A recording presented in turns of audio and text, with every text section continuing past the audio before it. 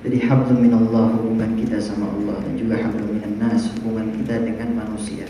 Hablum minallah, terkadang banyak di antara kita yang lupa, dan juga terkadang kita terlena.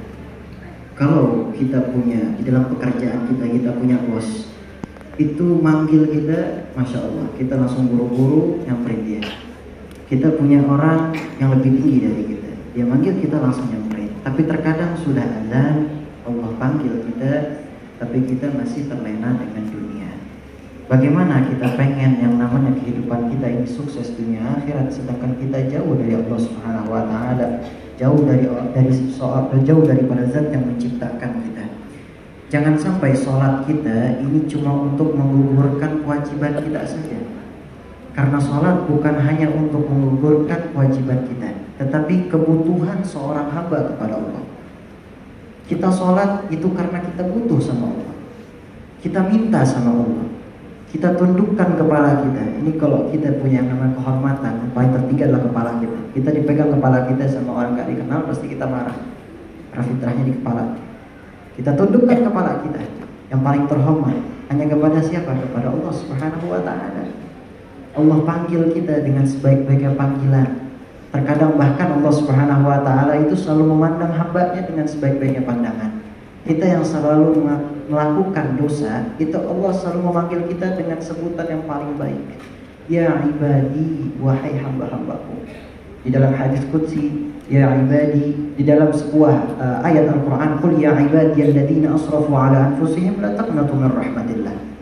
Wahai hamba-hambaku yang telah melampaui batas daripada diri mereka sendiri, janganlah kamu berputus asa dari rahmat Allah. Allah nggak manggil kita dengan apa? Wahai pendosa. Tidak. Allah manggil kita ya ibadi, walaupun kita apa? Lewat daripada batas diri kita sendiri. Ataupun Allah Subhanahu wa Ta'ala di dalam hadis qudsinya, ana 'inda dhanni 'abdi bi.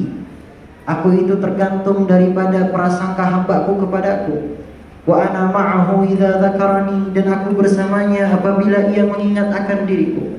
Fa in dzakarani fi nafsihi dzakartuhu fi nafsi, dan apabila ia mengingat akan diriku di dalam dirinya, maka akan kuingat dirinya di dalam diriku, kata Allah Subhanahu wa Ta'ala.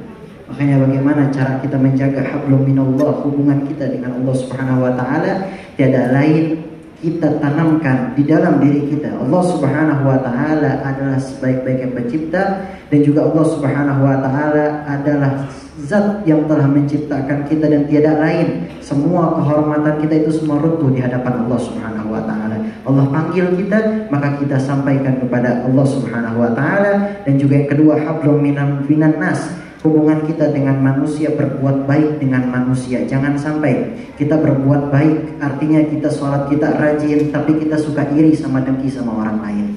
Kita sholat kita, ibadah kita, amal kebaikan kita banyak, tapi kita sama manusia, makhluk yang diciptakan oleh Allah, kita saling bermusuhan, suka diadu domba. Ataupun diantara kita suka yang namanya dengki dengan ibadahnya orang lain. Jangan sampai. Maka berbuat baiklah di dunia, dan juga berbuat baiklah dan juga beribadah kepada Allah, dan berbuat baiklah kepada makhluknya Allah Subhanahu wa Ta'ala.